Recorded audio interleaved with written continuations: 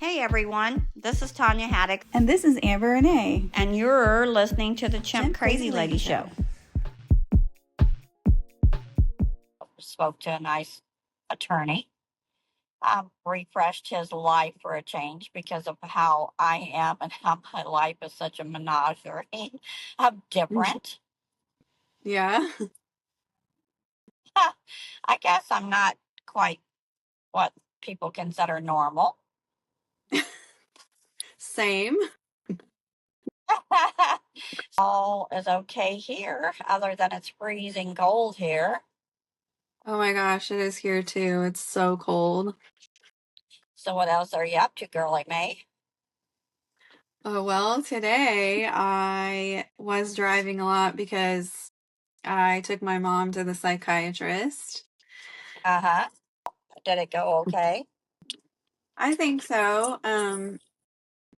So I think they do this a lot when they don't know what to do with people. They just like medicate them a lot. For sure. And so that makes them easier to deal with, but she's like a zombie, so it's sad. And so they're gonna pull that back. Well, But it good. really had me thinking about like the mental health care industry here. Well, in general, it's terrible everywhere you go in the U.S. Even though they've made great strides, I think, into accepting people that have mental illnesses and trying to figure out a problem, but it's so huge and such a hard thing to do because everybody's so individual and people stop taking meds and all people that are bipolar tend to think that once they're normal, um, and I use that term loosely, but they all want to take themselves off their meds because they don't think they need it anymore, not realizing that it's the meds that's making them be normal. And so then you start a vicious cycle. And so with people like those people, they have such a hard time in life because they're always going through struggles, and things can offset them. And mental illness is such a hard thing, not only for the Yeah. person that has a mental illness, but also for the family. And it really sucks. It really sucks. So basically, yeah, I feel sorry for anybody in any generation that has mental illness. Remember all the shock treatments people used to have to go through, and they didn't really know, Oh they yeah. locked them up. And I mean, that was hideous back then. They had all the state mental institutions, and people could have easily functioned if they just knew how to deal with that, the actual illness itself, instead of like you said, trying to, I don't know what you call it, band-aid it, whatever you want to call it.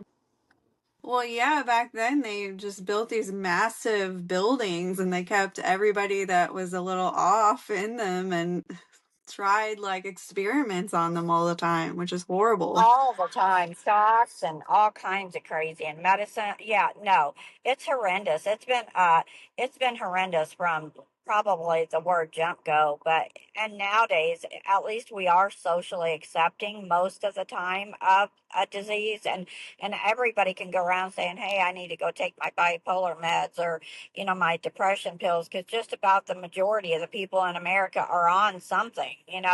um so Yeah. with that said, I think it's better, but but it's so lacking, and the funding is so lacking. And like you said, them hmm wanting to just like throw pills at you all the time instead of trying to help with the issues at hand. It's sick. It's a sick thing.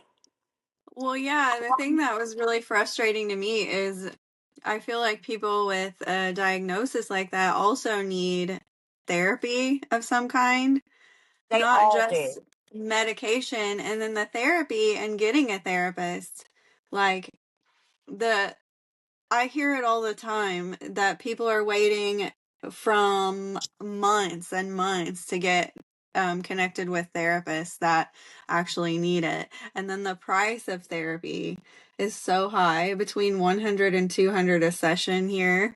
I know. I know. And that's just one meeting. And so regular people can't afford that. Nope. They can't afford the medication though, so they just stay like stuck sometimes, I think. No, they do. They do. And it's just like there's a whole wall there that is complicated. You look cute with your pink, by the way. Oh, thanks. You look cute today too with your pink makeup. Uh, yeah, well, always. It goes with me everywhere I go. But I just feel bad for anybody, and I feel sorry for the family, because they have to go through so much with that person, and to get education on educating the families on how to help them too is another thing, because that's another entire entity within itself. That's true. Yeah, you also have to educate the families that are, working with them because a lot of Yeah. times people are enabling or not knowing exactly what they're supposed to do. I know, and then they try to avoid the person or avoid the subject, and it just becomes, like I said, that poor person gets stuck in this little box that they don't belong in, and that's a hard thing. It really is. Yeah. Yeah. So yeah, we have grown a lot, I guess, but yeah, there's a lot to go. And I also saw 1 million jail bookings in the US involve persons with serious mental illness. Now, see, that's horrible because look, that would help the problem with overcrowding if they could just get the right help for those people instead of trying to throw them in jail, which they don't belong in. Yeah, and then that's also not mentioning like substance abuse, people that are addicted to drugs and alcohol in the jail system, which are just, Yeah. obviously not being helped with that. So we got a huge complex problem that people need to be working on instead of worrying about certain other things like PETA, paying donations to PETA. We need to have a mental health fund that could help people. So instead of the people for the ethical treatment of animals, how about people for the ethical treatment of mentally ill people? Yeah, how about people for the ethical treatment of people? Yeah, yeah, yeah, for real. I mean, Oh my seriously. God. I know. Well, we The definitely, other night when I was doing all this research on PETA, I could uh, not even believe, like, there's so much stuff I didn't even know. You remember I was sharing it with you? yep, I tried to tell you they are the root of what. Well, they were known to be national terrorists. They were actually on our terrorist list. If you look, they truly were. I don't know if they are still today, and I don't want to say they are, but we can look that up. That would be a cool thing to look up. But at one time, the president put them on our terrorist list. So they are a national terrorist organization, or at one time was considered that.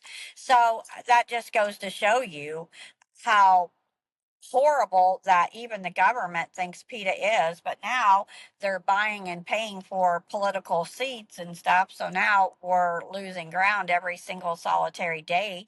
And again, they can rain their terror of evil on poor animals, poor innocent animals. But yeah, no, it's disgusting. Just like you said, they'll steal a dog and they don't have to do much.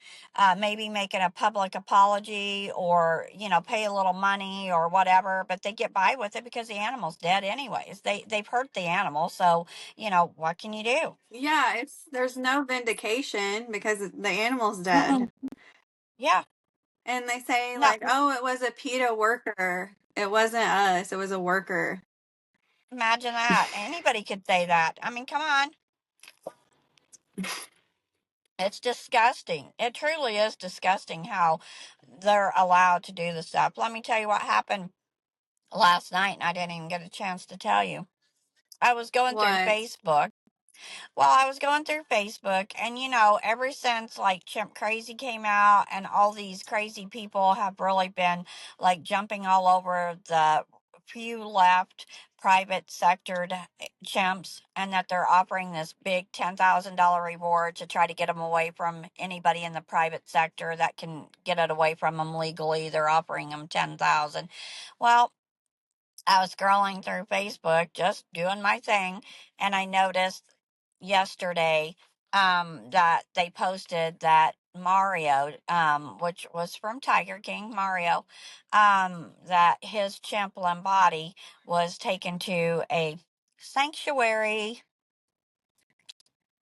Well, I'm going to tell you something right now. Just off the cuff, I don't know the story behind the situation, but I will tell you, it's got PETA written all over it without me knowing personally what the issue is. Because if you read what it said, was from a guy that worked for Mario, and he definitely is salty toward Mario. You could tell by the post. And basically, I think he probably was a receiver. I'd like to see his checking account of a $10,000 check from PETA.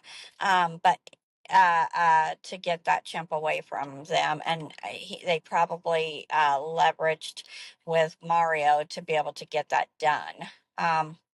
Because if you read the art a little bit on there, and I'll send it to you so you can attach it to this uh, Okay. podcast so people can see it for themselves, because I did screenshot it.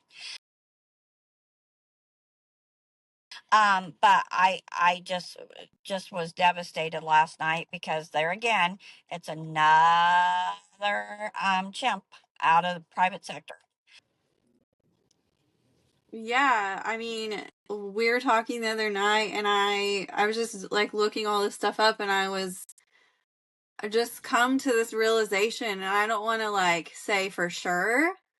but it really seems that PETA was the one that orchestrated the documentary, I think it was.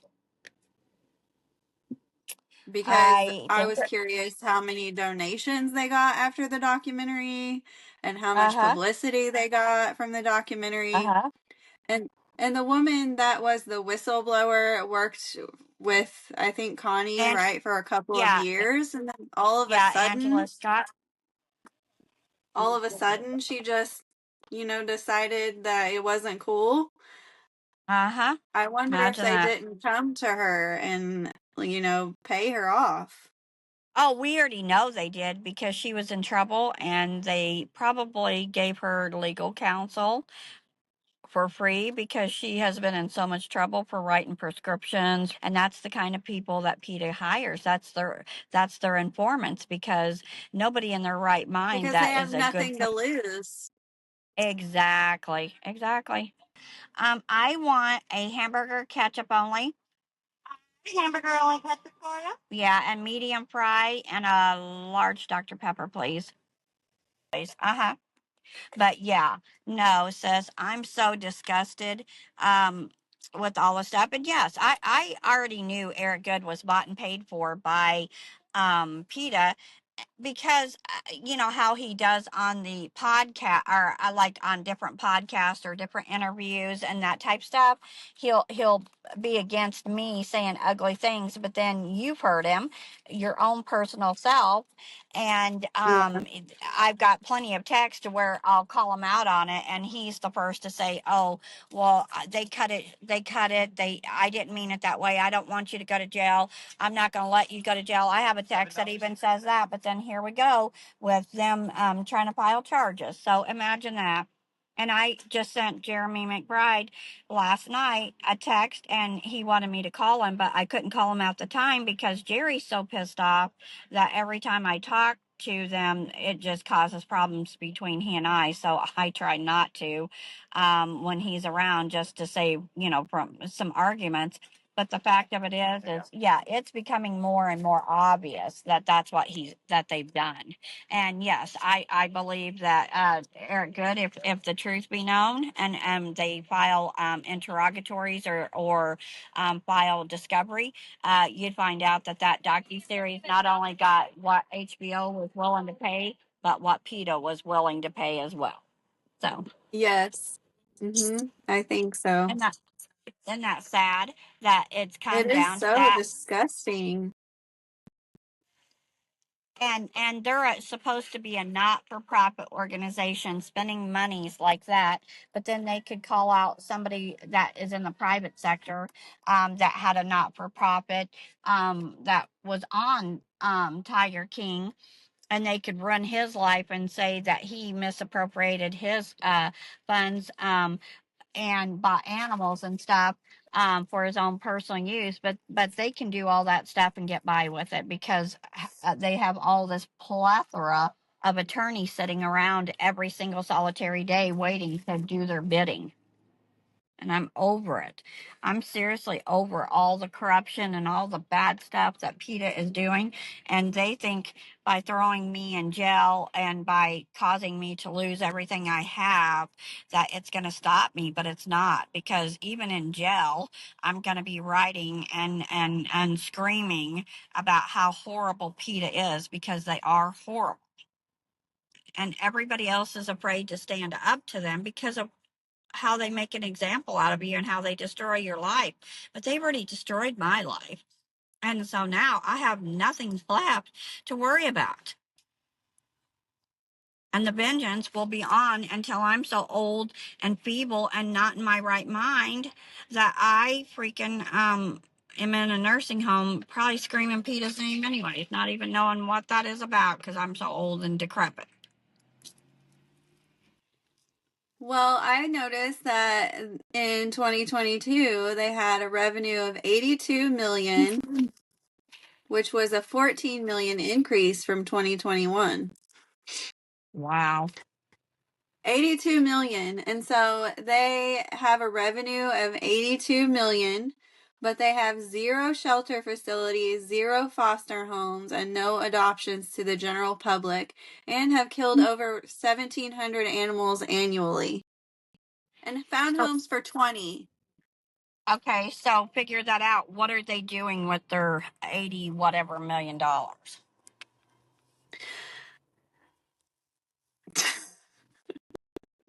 I'm very curious to know. I'm curious to know what they actually Well, even stand for and support, I because know it looks that's like my notoriety and fame. Yeah, that's what I was going to say. Imagine that. They don't help animals even though it's supposed to be for the ethical treatment of animals. And here we have like tons and tons and tons of animals that are being abused in laboratories, like the 43 that escaped. Where the hell are they to try to help collect them back? And where are they to try to protect those poor animals from having to endure all of that craziness? And I seen an article the other day from the White Coat. Anyways, they were talking about that PETA and all the other not-for-profit organizations do not help them try to protect the laboratory animals. That it's them that's the only one that set them free. And I'm just like, okay, so people need to know that even though they like put a little ad or a little sad like a video saying that they're wanting to spend their money to do this and let's save these, they don't. They don't. It's only one organization, which has nothing to do with PETA. And I want people to look at their annual incomes of their people that are employed, like the CEO. So instead of asking these poor people that don't even have very much money to donate because they feel sorry for those animals, how come he's not donating some of that great money that they're basically stealing from people to supposedly save animals, but they're paying somebody to run an organization that's worthless for animals.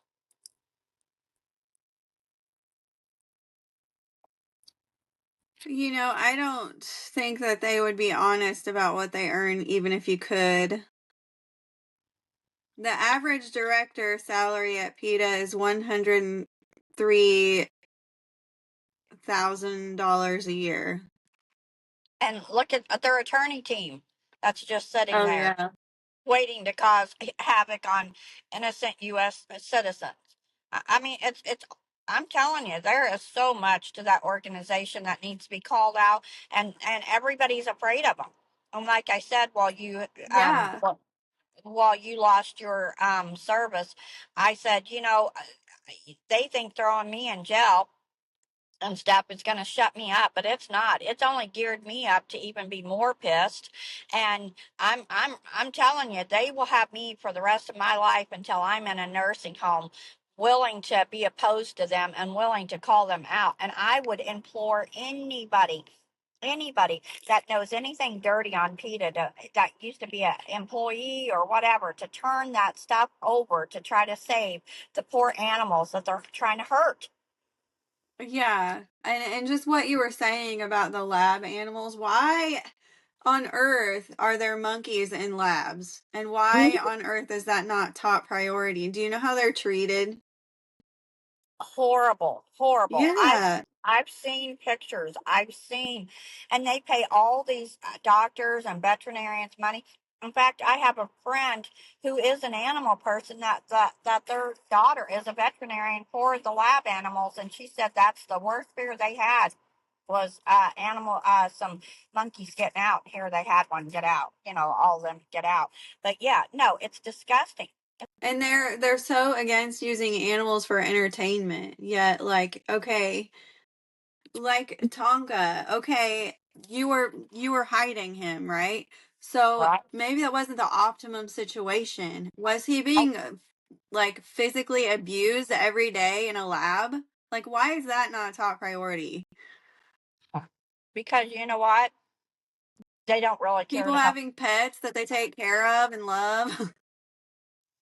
And now PETA's new thing, they're using our Department of Justice, who we pay for with our tax money, to fight against us and to stop cell barns from being able to run, and USDA. They're using USDA to reach their agendas, but they're government agencies that we pay tax money to help us, but all they're doing is going against us because they're PETA driven.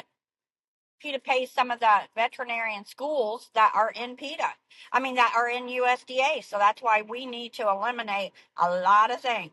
A lot of things. Trust me. Well, yeah, it's all this monopolizing and bureaucracy, and they're in control of so many things that they shouldn't be in control of. It's not about the animals at all. I've already said the only way we're going to eliminate PETA is to get rid of their pocketbook, their war treasure chest. And that's by getting people to be aware of how they are, what they really do, and what they really represent, so that the American people can stop donating to them, put it to a good cause that is really good for the animals, and eliminate PETA. And to all my millennial friends, I just want to say that they tweeted that Steve Irwin was harassing a stingray.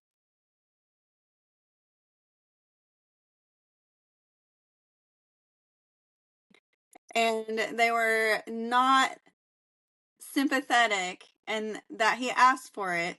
And everybody loves Steve Irwin in my generation, the crocodile hunter.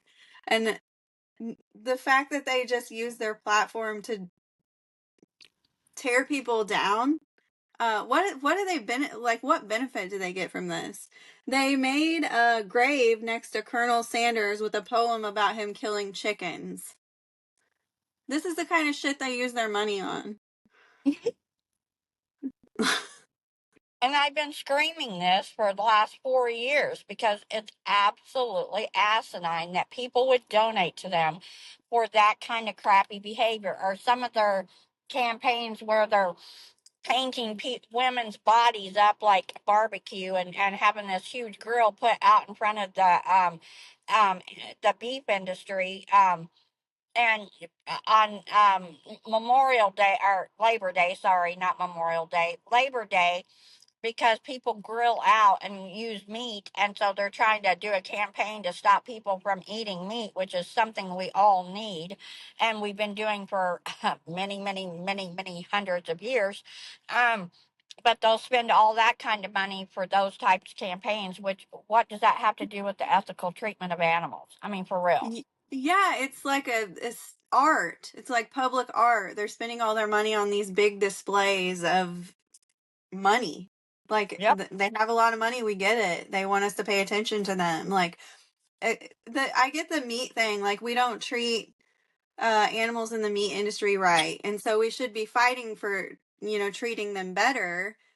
But we still need meat. Like as human beings, we're omnivores. We need to eat meat. Our pets need to eat meat.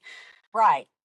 Like you can't just eliminate the meat. We just need to be treating them better. They're just Exactly. so like extreme. It's hard to even get on board with anything. Well, that's the whole thing. They are extreme. They come from somewhere way out there that doesn't even make sense. Yeah. They But just like believe what they read or what they see, and they're like, "Oh yeah, I like animals." So, and they want to help. They do want to help. The people are innocent. They're not educated. They need to really know what it's about, and then let them make the decision. And then if they feel like that they're still warranted to send their donations, then feel free to. Nobody's trying to bully anybody. I just want them to be aware of what really is the campaign instead of what PETA is trying to portray their agenda is about. yeah, I agree. I think that everybody that's loves animals or that even is considered supporting PETA or does support PETA, just go into your computer on Google and search PETA controversies and read them all. And I guarantee you will not want to support or give them your money anymore. I know, and that's why we need a little campaign going to really insist that people hear about really what PETA is about. We do. The only thing Yeah. about it is I feel sorry for whoever's willing to stick their butts out. You better not own an animal, and you better freaking be willing to make sure you don't have family members that don't get hurt by PETA's employees. Because whenever I first went up to help Connie, I had threats of them burning down my shit, as they called it, meaning my house, and it came from one of the attorneys of PETA's. It came from their brother because I turned it over, and they did a search on the phone, and it was a burner phone listed to employee of PETA's. It was their brother. Um, so let me tell you, there's Ugh. there's no there's no underlying things that PETA won't do. PETA will do anything. Anything. Mm-hmm. They just use people as scapegoats. Like you said, they're called employees instead of it being PETA. But hello, who do you think Yeah. gives them direction? They're peons. Yeah, I know. I seriously think they're like, hey, go do this. And then if somebody gets caught, they're like, oh, that we didn't tell them to do that. That's an employee. They're fired now. Yeah, we can't do anything about that. Kind of like the good old Jared Goodman being fired because they didn't think he was quite up to their evil standards, I guess. Finally. Well, I think we made a lot of good points today, and we definitely need to add those links into the description. Okay, bye, babe. Thank you for tuning into our podcast. We will be releasing new episodes every week on Monday.